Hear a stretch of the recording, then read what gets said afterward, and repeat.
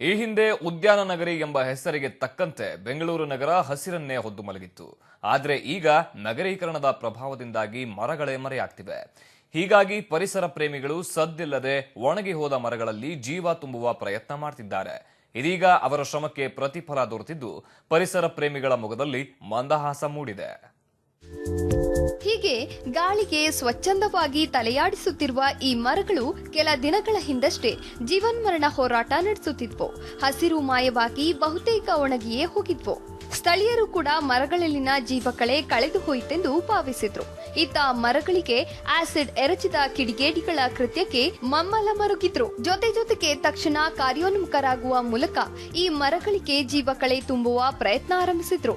ತಮ್ಮದೇ ಆದ ರೀತಿಯಲ್ಲಿ ಸೂಕ್ತ ಚಿಕಿತ್ಸೆಯನ್ನು ನೀಡಿದ್ರು.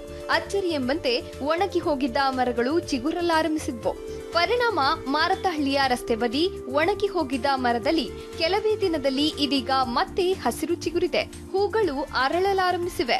ಇದಕ್ಕಾಗಿ ಶ್ರಮಿಸಿದ ಪರಿಸರ ಪ್ರೇಮಿಗಳ ಮೊಗದಲ್ಲಿ ಇದೀಗ ಮಂದಹಾಸ ಮೂಡಿದೆ.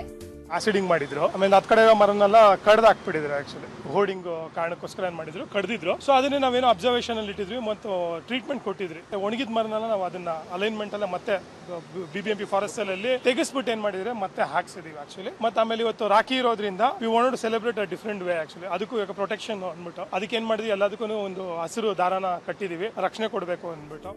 ಇನ್ನು ಇದೇ ಖುಷಿಯಲ್ಲಿಂದು ಪರಿಸರ ಪ್ರೇಮಿಗಳು ಮರಗಳಿಗೆ ರಾಖಿ ಕಟ್ಟುವ ಮೂಲಕ ಸಂಭ್ರಮಿಸಿದ್ರು. ಅಲ್ಲದೆ ಮರಗಳನ್ನು ರಕ್ಷಿಸಿ ಎಂಬ ಸಂದೇಶ ಸಾರಿದ್ರು. ಇನ್ನು ಭಿತ್ತಿಪತ್ರ ಅಂಟಿಸಲೆಂದು ಕೆಲ ಕಿಡಿಗೇಡಿಗಳು ಈ ಮರಗಳಿಗೆ ಕೆಲ ದಿನಗಳ ಹಿಂದಷ್ಟೇ ಆಸಿಡ್ ಎರಚಿದ್ರು. ಪರಿಣಾಮ ಬರೋಬ್ಬರಿ 17 ಮರಗಳು ಹಸಿರು ಕಳೆದುಕೊಂಡು ಒಣಗಿದ್ವು. ಕೊನೆಗೂ ಇದೀಗ ಪರಿಸರ ಪ್ರೇಮಿಗಳ ಶ್ರಮದಿಂದಾಗಿ 3 ಮರಗಳಲ್ಲಿ ಜೀವಕಳೆ ಕಾಣಿಸಿಕೊಂಡಿದೆ.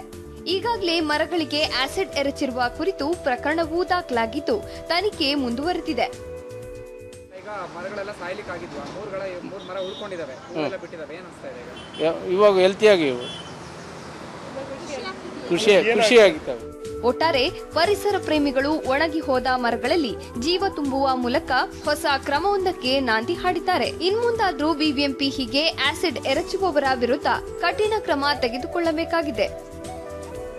ವಿಡಿಯೋ ಜರ್ನಲಿಸ್ಟ್ ವೈರೇಶ್ ತಿಪಟೂರು ಜೊತೆ ಸುಬ್ರಹ್ಮಣ್ಯ ಎಸ್ ಹಂಡಿಗೆ, ಸುದ್ದಿ ಟಿವಿ, ಬೆಂಗಳೂರು.